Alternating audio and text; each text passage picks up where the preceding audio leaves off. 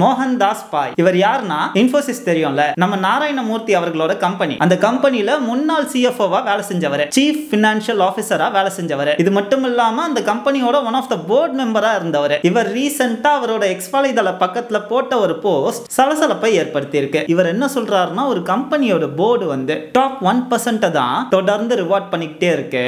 அதே சமயம் பிரமிடோட பாட்டம்ல இருக்க பீப்புள எம்ப்ளாயிஸ எக்ஸ்ப்ளாய்ட் பண்ணிட்டு இருக்கு. இப்ப இண்டஸ்ட்ரியில கிடைக்கிற ஹைக்ஸ் எல்லாமே இன்ஃப்ளேஷன் ரேட்டை விட கம்மியா தான் இருக்கு. இந்த நடைமுறை தான் மிடில் கிளாஸ அதிகமா அஃபெக்ட் பண்ணுது அப்படின்னு சொல்றாரு. இங்க காஸ்ட் ஆஃப் லிவிங் அதிகமாயிருச்சு, ஸ்கூல் காலேஜ் ஃபீஸ் அதிகமாயிருச்சு, கிட்டத்தட்ட 60 to 70% வரைக்கும் நான் சொன்ன விஷயங்கள்லாம் இன்ஃப்ளேட் ஆயிருக்கு. ஆனா ஃப்ரெஷர்ஸோட சாலரிஸ் மட்டும் இந்த இன்ஃப்ளேஷனை, இந்த பேஸ, இன்ஃப்ளேஷனோட இந்த பேஸ மீட் அவுட் பண்ற மாதிரி இல்லைன்னு சொல்றாரு. இதனால தான் மிடில் கிளாஸுக்கு அதிகமா அடி விழுது. அதனால அவங்க ஸ்பெண்ட் பண்ற மணியும் கம்மியாயிருக்கு. 2011 ஃப்ரெஷர்ஸ்க்கு போர்டு 3,25,000 ஒரு வருஷத்துக்கு சேலரியா கொடுத்திருக்காங்க. 13 வருஷம் கழிச்சு இப்ப எவ்வளவு தராங்கன்னா 3,75,000 தராங்க. வெறும் 15% தான் ஃப்ரெஷர்ஸ்க்கான சேலரில அவங்க இன்க்ரீஸ் பண்ணிருக்காங்க. இதை எப்படி நியாயப்படுத்த முடியும்னு கேக்குறாரு. இவரோட போஸ்ட்ல கூடவே ஒரு லிங்கையும் கொடுத்திருக்காரு. அந்த லிங்க் எங்க டைரக்ட் பண்ணுதுன்னா moneycontrol.com டைரக்ட் பண்ணுது. இந்த .comல இவர் சொன்ன விஷயத்தையே இன்னும் விரிவா ஒரு ஆர்டிகல்ல எழுதியிருக்காங்க.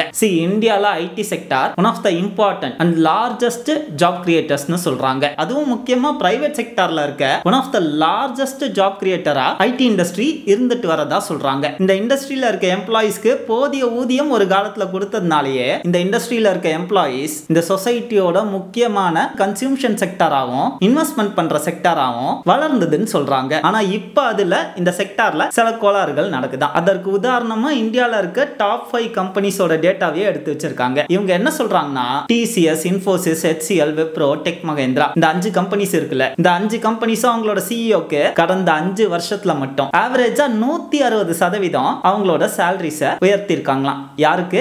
அந்த கம்பெனிஸோட சிஇஓஸ்க்கு மட்டும். டிசிஎஸ் அவங்களோட சிஇஓக்கு 2019ல இருந்து 20ஆம் ஆண்டு வரைக்கும் எவ்வளவு கொடுத்திருக்காங்கன்னா, ஒரு ஆண்டுக்கு 13.5 கோடி ரூபாய் கொடுத்திருக்காங்க. அதே 2023-24ல எவ்வளவு கொடுத்திருக்காங்கன்னா 25.4 கோடி கொடுத்திருக்காங்க. அதாவது அப்ராக்சிமேட்டா 13.5 கோடியில இருந்து within 3-4 years 25.4 கோடியா மாத்திருக்காங்க. கிட்டத்தட்ட 100% ஹைக் கிட்ட கொடுத்திருக்காங்க. இதே இன்ஃபோசிஸ் 34.4 கோடியில இருந்து 66 கோடியா கொடுத்திருக்காங்க. இதுவும் அப்ராக்சிமேட்டா கிட்டத்தட்ட 100% ஹைக் தான். நம்ம HCL ஆல்ரெடி ஜாஸ்தி காசு கொடுத்திருக்காங்க போல, 114 கோடி கொடுத்திருக்காங்க போல. அதுல இருந்து இப்போ 84 கோடியா கம்மி பண்ணிருக்காங்க. விப்ரோ 32 கோடியில இருந்து 116 கோடிக்கு உயர்த்தி இருக்காங்க. கிட்டத்தட்ட மோர் தென் 250% ஹைக். கடைசியா டெக் மஹேந்திராவோட சிஇஓ, அவருக்கு 28.6 கோடியில இருந்து 91.7 கோடியா அவரோட சம்பளத்தை உயர்த்தி இருக்காங்க. இது 300% மேல போகுது ஹைக். இதெல்லாம் சிஇஓக்கு அவங்களோட சம்பளத்தை ஏத்தி கொடுத்திருக்காங்க. இப்ப அதே கம்பெனி அதே 4 வருஷத்துல எம்ப்ளாயிஸ்க்கு எவ்வளவு கொடுத்திருக்காங்கன்ற டேட்டா தெரியணும்ல. அது எவ்வளவு கொடுத்திருக்காங்கன்னா, ஃப்ரெஷர்ஸ்க்கு எவ்வளவு கொடுத்திருக்காங்கன்னா, டிசிஎஸ் 19ல 4 லட்சம் கொடுத்திருக்கு,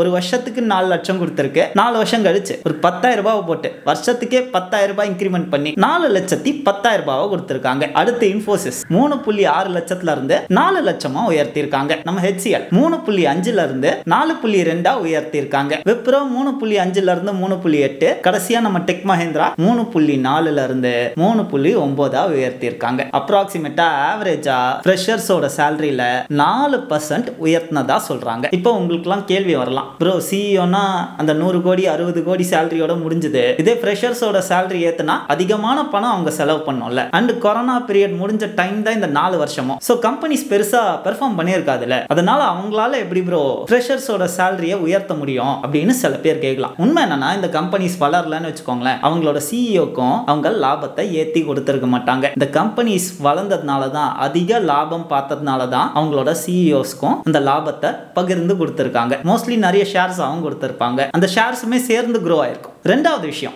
ஐடி கம்பெனிஸ்லாம் அதிக ப்ராஃபிட் பார்த்துச்சுன்னு நான் மட்டும் சொல்லல. நம்ம இந்தியாவோட current CA, chief economic advisor, கவர்மெண்ட்டுக்கே எக்கனாமிக் சம்பந்தமான விஷயத்துல அட்வைஸ் பண்ற நபர், இவர் என்ன சொல்றாருன்னா, கடந்த 4 வருஷத்துல ப்ராஃபிட் பார்த்த மாதிரி இதுக்கு முன்னாடி ஐடி செக்டர் வேற எங்கேயும் பார்க்கலையா. கிட்டத்தட்ட அவங்களோட ப்ராஃபிட் 4 மடங்கா உயர்ந்திருக்குன்னு சொல்றாரு. Corporate profitability has gone up from 5.3 lakh crores in FY20 to 20.6 lakh crores in FY23.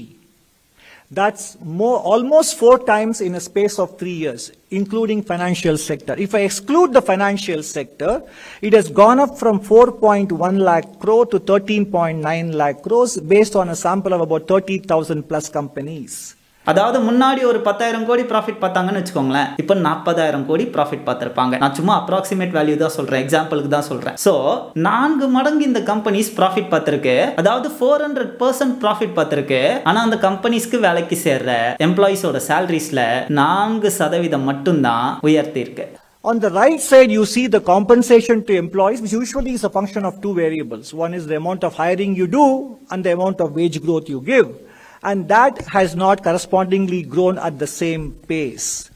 And by the way, this compensation to employees also includes top management salaries and perks, options, etc. So you can imagine if we have the data on the median worker compensation in terms of hiring, etc. So basically the point is, concept என்னன்னா, இங்க யாரும் ஃப்ரெஷர்ஸ்க்கு கோடி கோடியா சம்பளத்தை தூக்கி கொடுக்க சொல்லல. இங்க இன்ஃப்ளேஷன் ரேட் ஏறுது, பீப்புளால முன்ன மாதிரி ஸ்பெண்ட் பண்ண முடியல, உங்க செக்டார் தான் லாபத்தை பாக்குது இல்ல, அப்ப அவங்களோட சம்பளத்தையும் கொஞ்சம் உயர்த்துங்கன்னு சொல்றாங்க. அவ்வளவுதான். நாராயணமூர்த்தியால 70 மணி நேரம் மட்டும் வேலை செய்யணும்னு இளைஞர்களை கேட்க முடியுது இல்ல, ஆனா உங்க கம்பெனி 3.6 லட்சத்துல இருந்து 4 லட்சமா உயர்த்தி இருக்கு. ஃப்ரெஷர்ஸோட சேலரிய வெறும் 40,000 தான் ஒரு வருஷத்துக்கு உயர்த்தி இருக்கு. First of all, I don't believe in work-life balance. Frankly, I was a little bit disappointed in 1986 or something when we moved from 6-day week to 5-day week. I mean, I was not very happy with that. I think in this country, we have to work very hard because there is no substitute for hard work. Even if you are the most intelligent guy, you need to work hard. So therefore, I am sorry, I have not changed my view.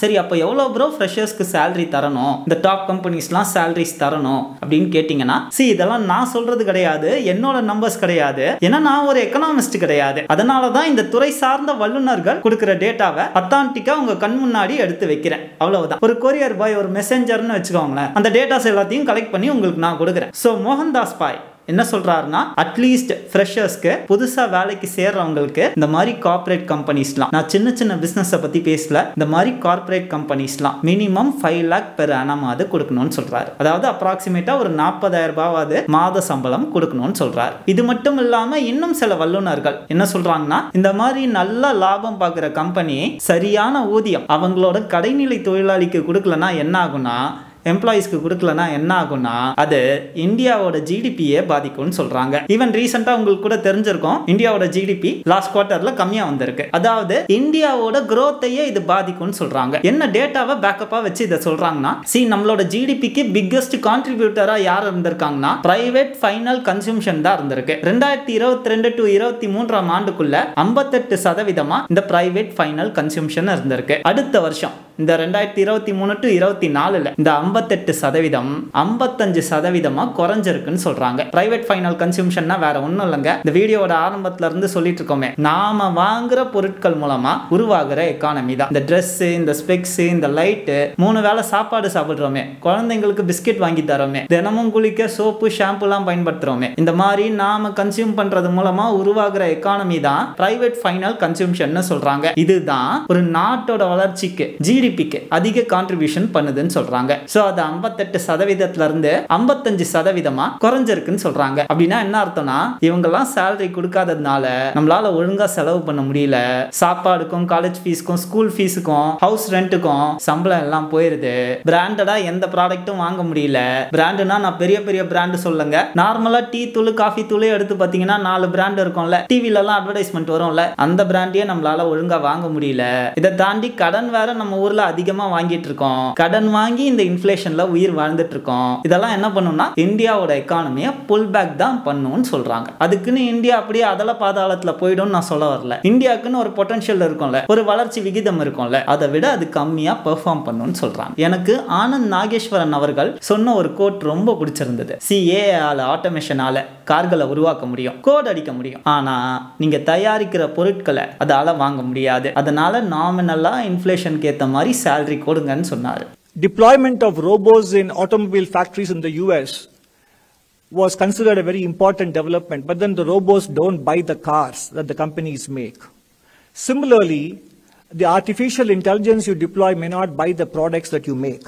So in some sense, as we said again, when it comes to driving growth, it is not just the union government, it is state governments, it is local governments and the private sector finding the right balance between capital and labor.